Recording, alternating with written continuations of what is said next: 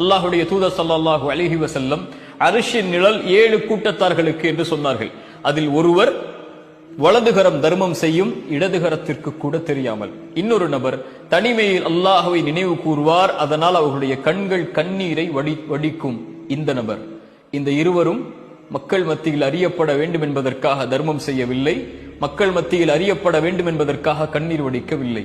இந்த இருவருடைய செயலையும் அல்லாஹ் அங்கீகரித்து அல்லாஹ் அவர்களை நாளை மறுமையில் அர்ஷின் நிழலை கொடுப்பான் என்று அல்லாஹ்வுடைய தூதர் ஸல்லல்லாஹு அலைஹி வஸல்லம் சொன்னார்கள். அல்லாஹ்வுடைய தூதர் ஸல்லல்லாஹு அலைஹி வஸல்லம் சபையில் ஒருவர் கடந்து செல்கிறார். நபித்தோழர்களை பார்த்து அல்லாஹ்வுடைய தூதர் கேட்டார்கள், இந்த மனிதரை பற்றி என்ன சொல்கிறீர்கள்? நபித்தோழர்கள் சொன்னார்கள், அல்லாஹ்வின் தூதரே, இவர் மிக கண்ணியமிக்கவர், இவர் பெண் கேட்டால் கொடுத்து விடுவார்கள், இவர் சாட்சி சொன்னால் ஏற்றுக்கொள்வார்கள். அல்லாஹ்வுடைய தூதர் ஸல்லல்லாஹு அலைஹி வஸல்லம் மௌனம் காத்தார்கள். இன்னொரு நபர் கடந்து சென்றார். அல்லாஹ்வுடைய தூதர் அவரை பார்த்து கேட்டார்கள், ஏழ்மையுடைய தோற்றத்தில் இருக்கக்கூடிய நபரை பார்த்து, இவரை பற்றி என்ன சொல்கிறீர்கள் என்று.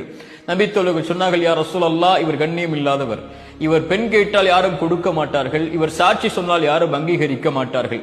அல்லாஹ்வுடைய தூதர் ஸல்லல்லாஹு அலைஹி வஸல்லம் சொன்னார்கள், நீங்கள் யாரை கண்ணியமற்று பார்த்தீர்களோ அந்த ஏழ்மையுடைய தோற்றத்தில் இருந்த, பெண் கேட்டு கொடுக்கப்படாத, சாட்சி கூறி ஏற்றுக்கொள்ளப்படாத இந்த நபர் சிறந்தவர்.